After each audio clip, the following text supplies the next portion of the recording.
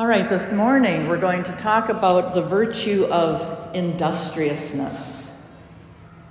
And really, industriousness is working hard, in just simple words. But you're going to find that there's so much more that is included in this.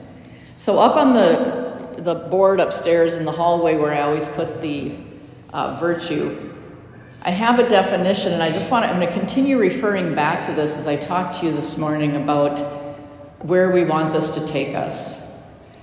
And the definition of industriousness is habitually, I'll read it first, habitually devoting one's sustained effort toward worthwhile goals. So let's break that down. Habitually means it's a habit. So it's not just once in a while, it's something that we practice all the time. Devoting one's sustained effort. So we know what sustained is, right? We've tried to build our ability with stamina for reading in my classroom, where you've timed yourself to see how long you could go. We're building that stamina because we want to be able to sustain. And the same thing with this virtue of industriousness is that we want to have sustained effort. And that's not always easy. Think about if you're in athletics, or if you're in music and you have to practice. Does that require sustained effort? Often it does. And is that easy? Not always. Sometimes we have to push through it. Sometimes we really don't want to do it, but we have to push through it. And that's the same thing with virtue. Virtue doesn't just happen. We have to have sustained effort. And the final piece of the definition of industriousness is all of this toward worthwhile goals. We should always have a goal. I think if we're going through life just trying to get through from one minute to the next, just waiting for that next thing on the calendar, oh, I can't wait till the sleepover on Friday, oh, I can't wait for the game tonight, those aren't goals. We need a worthwhile goal. Now, our ultimate goal is heaven, but I think as human beings, we need to break that down into something that we can see right here and now and that we can continue to work toward. So you have to think about where you are right now. If you're in 6th grade, if you're in 7th or 8th grade, if you're an adult, what is our goal? What are we striving for? Yes, we have long-term goals, but do we have short-term goals as well? And what are we working towards? That will help us direct our energy to work towards something. As a teacher, and I think I can speak for some of the other adults in here, we have a lot of adults with us today. And I want you middle schoolers to know that the adults that are in this building care deeply for you. And when I was looking at this virtue of industriousness, it really hit me personally. How well am I devoting myself, my sustained effort? Or am I just tired sometimes? But I need a sustained effort toward a worthwhile goal.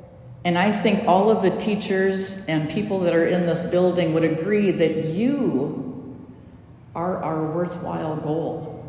Your success, not just in passing a test, but your success in being a good human being, full of virtue.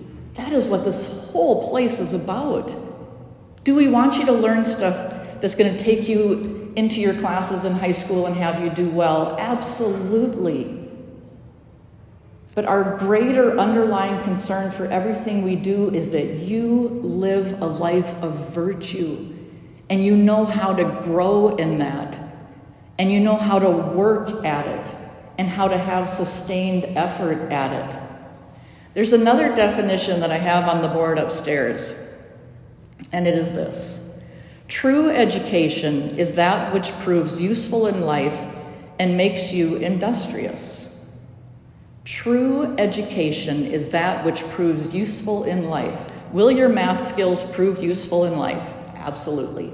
Will your reading skills prove useful in life? Absolutely.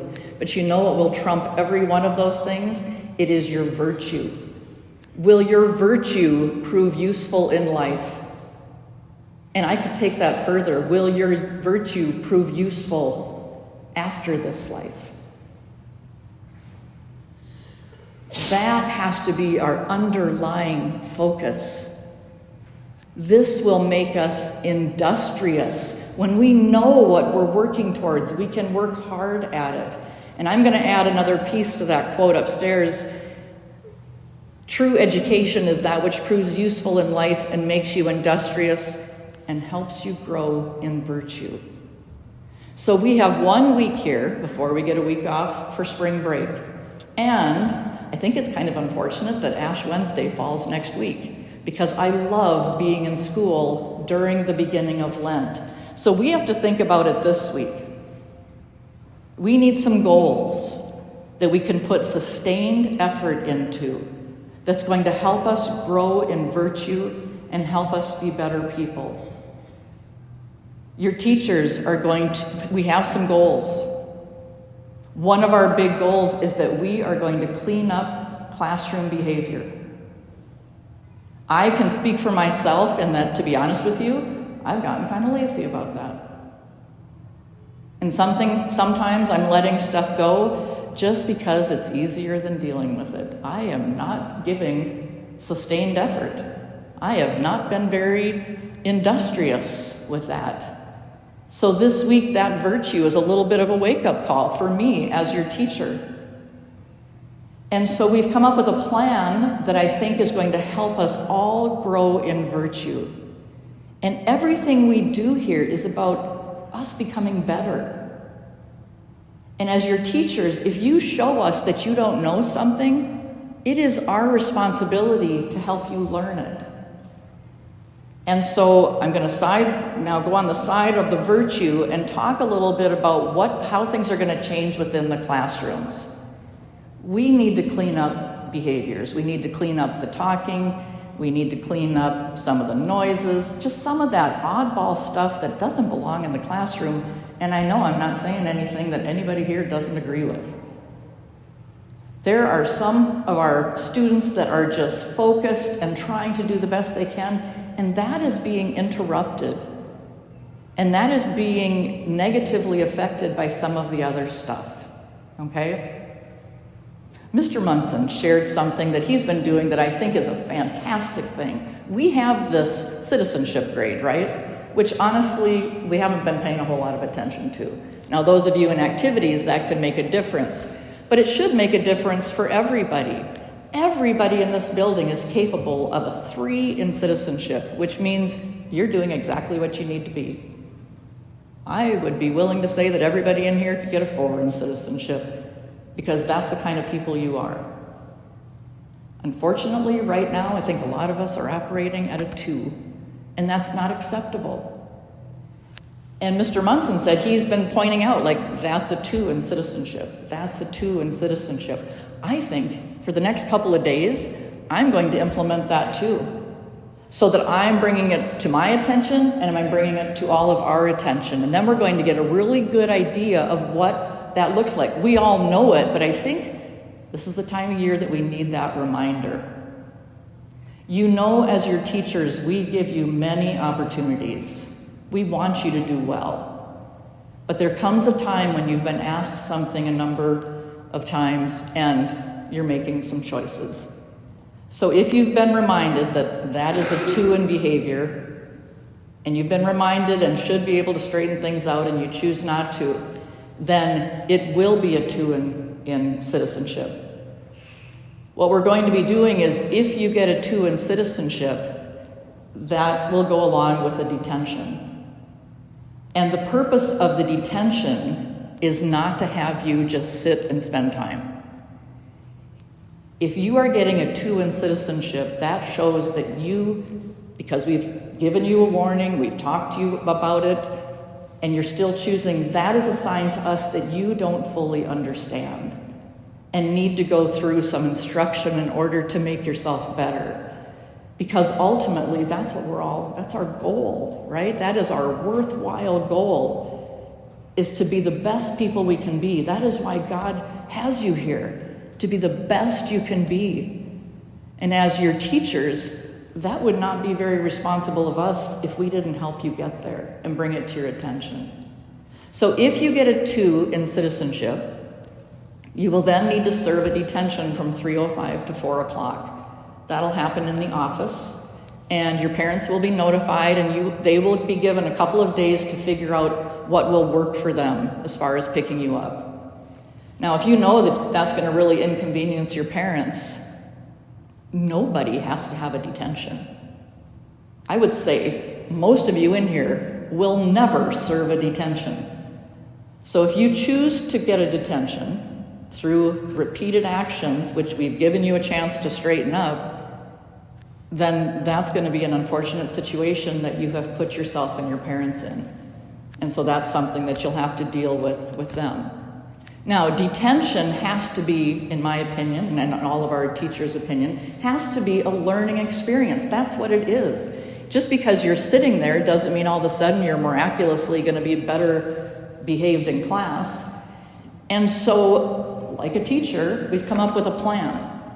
So when you serve, if you would happen to choose to get a 2 in citizenship, this would be your first assignment during detention, okay? It's going to walk you through what virtue that these are essay answers, by the way, what virtue you are struggling with, how you feel about that, how that's affecting your classmates, how that's affecting your teachers, and what you can do better. And so this should be a wonderful learning opportunity for you to be able to really wrap your head around what it is you need to do. Personally, I think if you choose to get a 2 in conduct or citizenship and you go through this process, I really think you're going to have a better understanding of what it is you need to do. Now, in the unfortunate incident that doesn't seem to help you out, the second detention, then I don't have a packet for it because that will be specifically geared toward what your problem and lack of ability to make a good choice is. So if it's talking in the classroom, you'll be given some materials to use to help research some things for this about which virtues are the ones that you're struggling with the most. And then if you can't figure it out with this and you come in a second time, then those will be the focus. And we can, there's all sorts of things we can do with that. It should be a very valuable educational experience for you. And it should be transformative. Okay? Now, like I said, nobody really needs to do this unless you make a conscious choice to. And if you need this, we are here for you. We are willing to do anything we can to help you become better people, okay? So classroom behavior, we just need to tighten it up. When the teacher's teaching, we know all this, right? You're 6th through 8th graders. But you are respectful, you are paying attention. If it's quiet work time, it is quiet work time. One of the things that I am going to implement, which is going to carry out through the other classes except for in math, we need to get back to reading and that sustained ability to read, that stamina. I notice when you're given a reading assignment, it's tough for you to get through it and stick to it. That's just because we haven't been building that habit. And again, as a teacher, we got to work on that. So starting today, in 7th and 8th grade, you both go to the library today. 6th grade, you just went last Wednesday. I have the book nook full of books. Every class you go to, you will bring your free reading book. In my classroom, that is going to be sitting right, I can look at you at your table and I can see that free reading book. So I don't have to ask if you have it. Okay? You're 6th through 8th graders. You know what materials you need for class. There'd be no reason somebody would come in without it. Okay, am I clear on the reading book situation? Everybody brings that to every class? Or we got that? Okay, so we know that you can be responsible to bring that. There's no reason for you not to have your English book when you come to English, or your math book when you go to math, or whatever it might be. Now, the reading piece for Mrs. Higgins is going to look different because she has math things that she wants you guys to do. But the idea with the reading book is I think our go-to lately has been, when I'm done with something, I'm just going to visit or just speak my feelings out loud and just kind of cause a disruption. So the idea is if you finish something, you've got that reading book right there to read. And if you start a book and you don't like it, oh my gosh, get rid of it, people. Get something different. You're never going to read all the books in the world. You understand that, right? So get something that's good. And I can steer you. I have so many good books in that book nook. So let's use that to help you stop that visiting piece and read and benefit from that. Reading is fantastic. It takes you away into a different place. You can learn about so many things. And the more you do it, the more you will be able to sustain and have stamina, and the more you will enjoy it. So what I see happening is we're going to leave this chapel. We are fired up because we're going to be industrious. We have Lent starting next week, which gives us that additional focus to become better people. We need to start thinking about that. How are we going to change this Lent? And I think this can be one of them. But we are just going to watch things spiral in an upward direction. And that can be a really amazing thing. You might not think that it'll make a difference. Trust me, I've been around longer than you. It can make a tremendous difference. Those little tiny pieces of effort that we do can change everything. And let me tell you, behaviors in the classroom for a teacher are exhausting. They wear you down. And I've seen that in myself. How much extra do I want to do when I'm tired of telling people to be quiet? I mean, can you imagine telling people to be quiet 15, 20 times every 45 minutes all day long? It's exhausting. So when it comes time to doing something fun, I don't have the energy for it. We have so many things that we'd like to do, and to be honest, they're just put on the back burner. So I think if we can pick this up and get it going in the right direction, we are going to see so many things in a positive light come out of this. Okay? Did I cover everything, I think? Okay, so industrious. Set some personal goals. And one of those goals is going to be behavior in the classroom. Okay, so let's start this week out on a great note. Get to class and let's have a good week.